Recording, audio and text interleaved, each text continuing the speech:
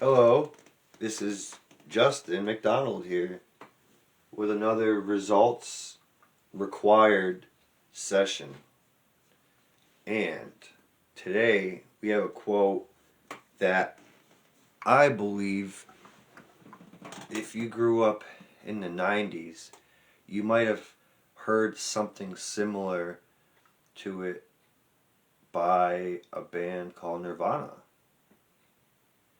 And what this quote was is actually from Dr. Charles Jarvis.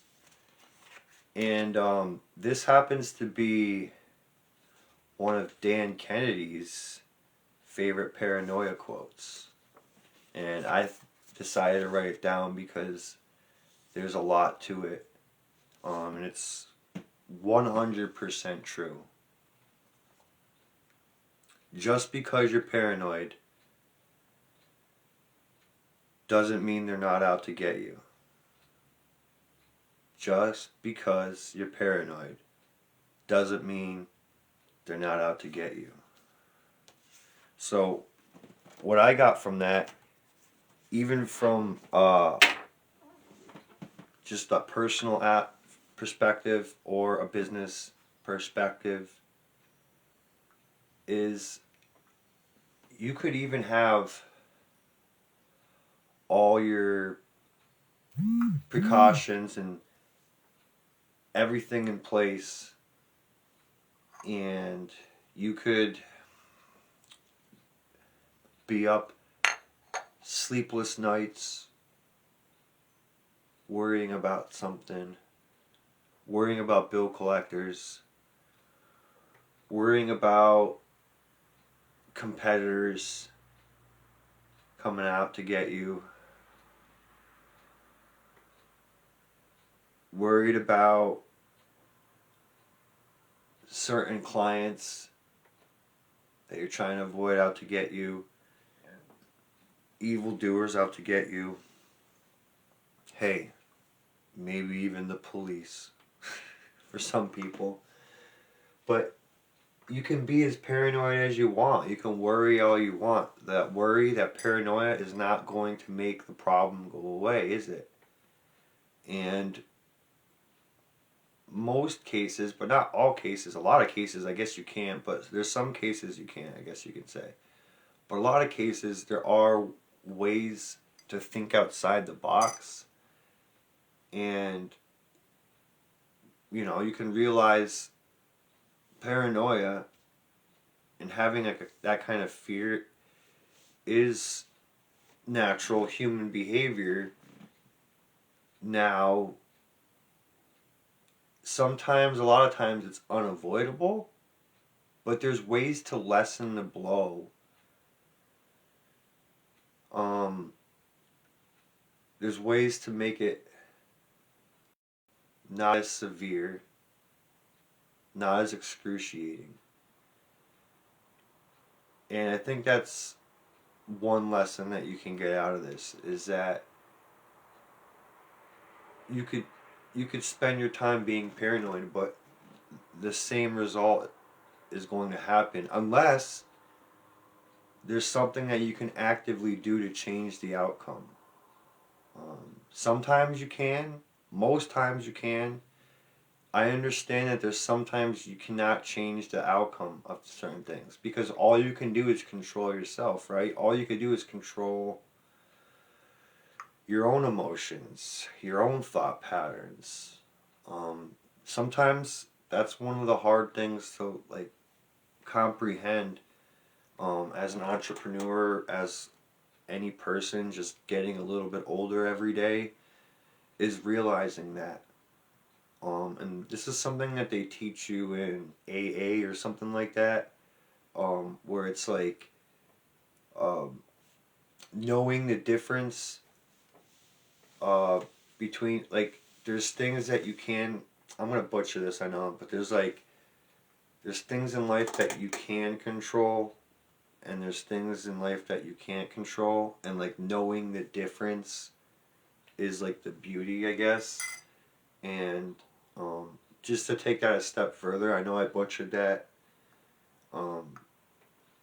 is having control over what you do have control over, and the only the only thing that you really do truly have control over is yourself. I know it sounds cliche, but go one step further than yourself. Your emotions, your thought patterns, your values, your drive, your motivations,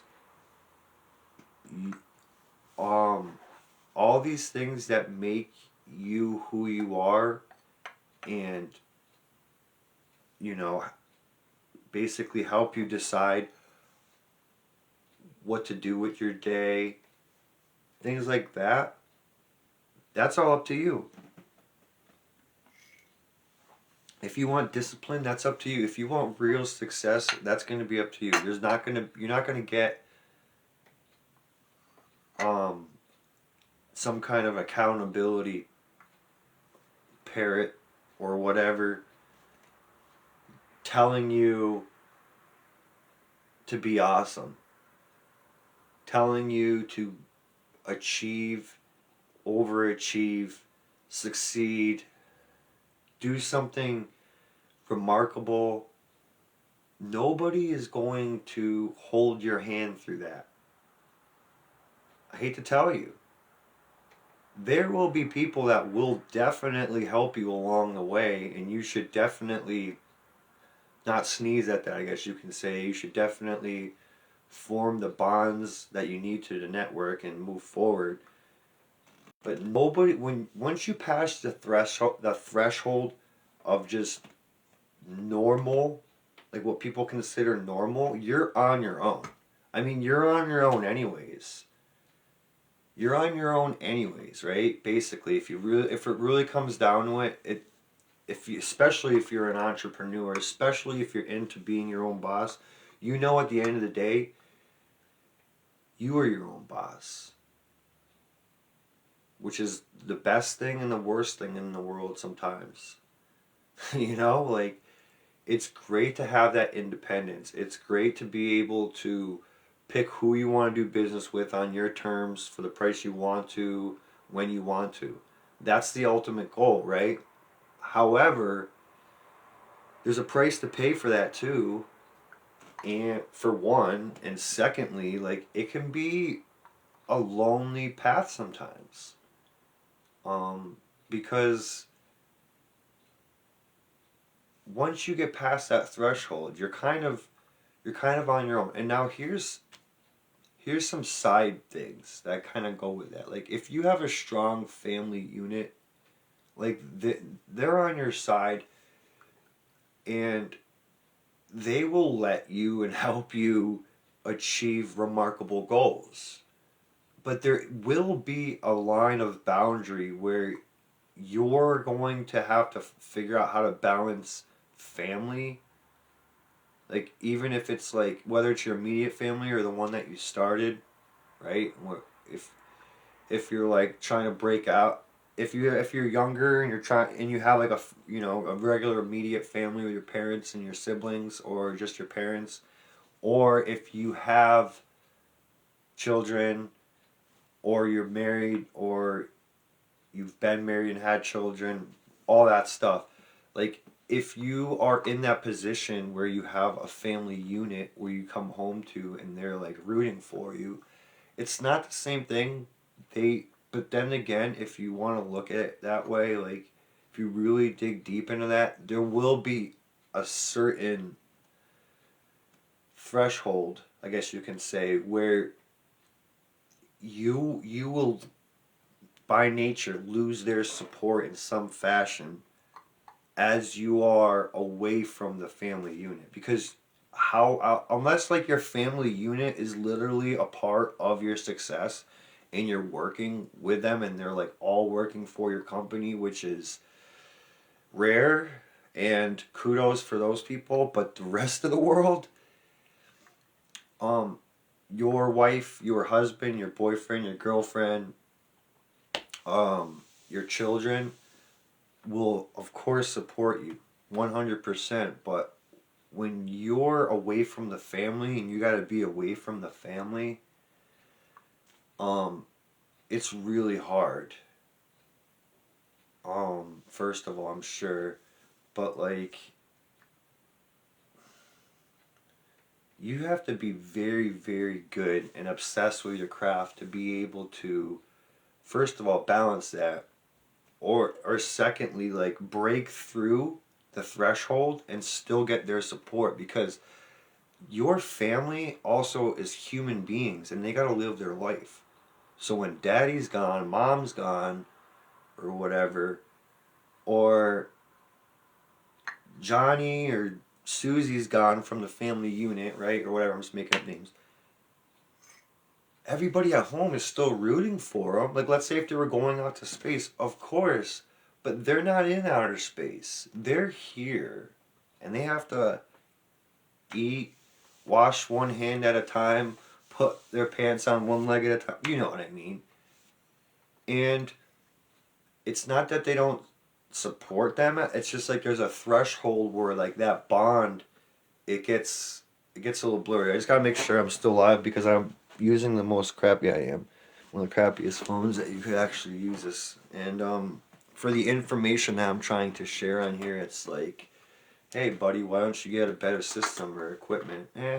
I will one day, but if you can actually hear me, I don't care if you could see me because I'd rather you not. I'm just kidding. Um, if you can hear me, then that's good because like I saw some things that were kind of emotional that tied to this too, and one of them had to do with um actually I'll say his name too. One of them had to do with Flea from Red Hot Chili Peppers, and another one had to do with two comedians. I won't say who the two comedians, but one one was Flea from Red Hot Chili Peppers, and he apparently was one of the only members of the original Chili Peppers lineup, which I'm pretty sure is pretty close to the same lineup as the original one, minus a member or two, whatever. I'm not too up to date with that kind of stuff sometimes, but Flea quit smoking cigarettes and quit drinking alcohol. Something that I've done too in my life. But what was interesting is I think he was asked a question like how come it took so long, or maybe it wasn't how come it took so long, but it was more like what made you decide like I'm not even gonna drink alcohol or smoke cigarettes because that stuff is legal, right? Anybody that's of age that has excuse me that anybody that's of age that has the money in the will can go buy cigarettes or alcohol, right? And what was fascinating to me was what I'll connect to the comedian in just a moment was that when he was on tour, um, his children were growing up, and I guess maybe they might be FaceTiming them or calling them, whatever. Even in the '90s and 2000s and stuff when they're on tour, and there's something about how precious being there for your children is. Like, kind of one of the most important parts of parenthood.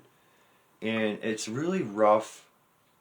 I know people have different opinions about this, but I think it's very rough that a musician has to go through this kind of stuff. Artists of other kinds too, not just musicians, but like I know actors, actresses, and comedians kind of go through the same thing, but they have to be away from their children, and their children's like we were just talking about. They're gonna have to grow up, and sometimes the biggest parts of the relationship they have with their dad is like on the phone. So Flea, I guess, was just mentioning that. And I actually am swiping this from Ryan Holiday because I think that I saw him post this about Flea, and I was just like, wow, that was fascinating because I quit smoking cigarettes. I quit drinking alcohol too for different reasons. Yeah, for different reasons, but like, I love the whole story. So he was saying that he just didn't want to ever basically not be present in the moment when one of his kids was to call him. That's huge. Like, and again, it would be really hard too when everybody else is on the road, they're partying and drinking, they're doing drugs and stuff like that. But like, just giving up even like the most basic, um, I guess you can say, um, addictions or you know behavior flaws or vices, right? Vices. Even giving up those basic ones that are both deadly, by the way, and toxic, cigarettes and alcohol. But just like, hey, I don't want to ever not be there, even for a second, when their 3-year old, 5-year old, 8-year old, 12-year old, 16 or whatever age calls them on the phone. Talk about just because you're paranoid, they're not coming after you. This is a whole nother thing. It's like just because, or I mean, just because you're living like maybe things are good at home as far as finances are going, and because you're on the road and killing it and the shows are going well, it doesn't mean like basically life ain't gonna catch up with you, or having to deal with your children how just want to call dad or mom at like 1 o'clock in the morning, 3 o'clock in the morning, 6 o'clock in the morning, 7 o'clock in the morning, and you're messed up, you're intoxicated. That is going to impact the relationship you have with your children. Now, tying it into the comedians, I saw recently, it was a recap of two comedians. One was like laughing, crying because he knows, and the other one was straight up like tearing up, crying because they were saying they were on the he was saying he was on the road. So these were two grown ass guys in their 40s and 50s and tearing up, crying because they were like their children, the only version that they really knew was like on FaceTime of them. And that like their kid was only going to be 6 one time, their kid was going to be 3 one time. They're going to say their first one time. They're going to go to their first day of school one time, like write down the list. And it was just like heartbreaking because, like, you come to a point as an artist and trying to be successful and trying to make money and whatever, and being on the road with raising a family, like, that is just gotta be so devastating and hard to do. But at the same time, I can imagine that it takes a toll and it has impacted a lot of families for generations too. It's just, I don't know if it's something that's even really talked about that much. I mean, it is talked about, it is mentioned. These artists have vocalized about it. But it's got, like I said, it's got to be really hard to be on the road and to just, you're gonna have to play dad at any given moment, and that's gonna be a tough thing too. I mean, it's got, going into that too, and I know we're going into a whole nother tangent. I mean, sometimes there's fathers out there too, and mothers. They have to split up the custody of the child, and you know, maybe they get the kid 1 or 2 or 3 days a week, and then right when the kid leaves, they have to go right back into like hustle, hustle, hustle, hustle. And I know it sounds easy, but that's got to be very hard and difficult to just be like hanging out with the kids, and then the next morning or later afternoon they leave. That's got to be emotional as it is, right? For one or for both sides, or one or the other, right? For the kid or the father or mother or whatever.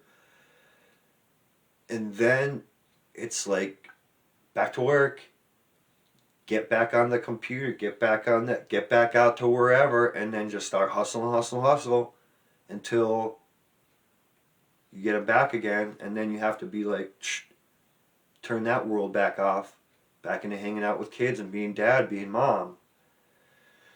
And I mean, I don't know, honestly, I don't know what scenario would be like easier to deal with, but it seems to me like an artist is going to have the best time trying to practice their craft if they don't already have kids and are not married, or and they're not so attached to being at home, and or their children and the family unit at home or whatever is just at that certain age where it's just like it's all cool and everybody's kind of living in their own world, everybody's kind of like independent a little bit, and then everybody depends on each other when they come back at home and everything's fine.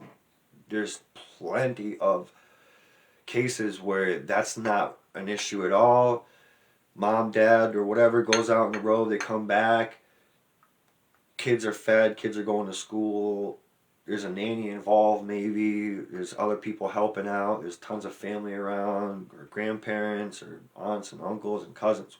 Hey, I'm saying there are a ton of cases where it's a very positive thing. But I could imagine for people that are going through difficult relationships and, and then just spending a lot of the time with the kids basically through apps or whatever on the phone, it's got to be hard as it is. So it definitely would make me want to wake up a little bit too, right? And make sure like that you could be there for them. You might just have a simple question. You know what I mean? Maybe you're cool dad, cool mom, and they have a simple question. Just, it's a tough role to play, even if it's very simple, even if it's just like a few sentences or whatever. And it's a sobering moment. You're gonna want to be sober for it. So when it comes to business and everything else, just because you're paranoid doesn't mean they're not out to get you. You want to make sure you have all your safeguards up. Whatever that means to you. Like, don't just give up and then hope for the best. Like, just keep making sure that you're moving forward on things and turning the crank up a little bit or whatever it is, just to keep things moving along. And don't let that paranoia sink in. Instead, use that energy that you would use to be like upset and paranoid and worried, and keep building your safeguards, whatever they might be. Build your fence, if you need to isolate yourself, or build whatever it is around yourself so you could freely do your work and do deep work and not be distracted. Whatever it is, you got to take care of your stuff. So that's really all I have for you today. Again, you've probably heard this quote before. It's one of Dan Kennedy's favorite quotes on paranoia. Just because you're paranoid doesn't mean they're not out to get you. And that was originally by Dr. Charles Jarvis. So thank you very much for listening, or watching. You could email me at Justin McDonald, JustinMcDonald, USA @gmail.com. And if you're on Twitter, it's at resultsrequired. That's the tag, at resultsrequired. Thank you very much again. Peace.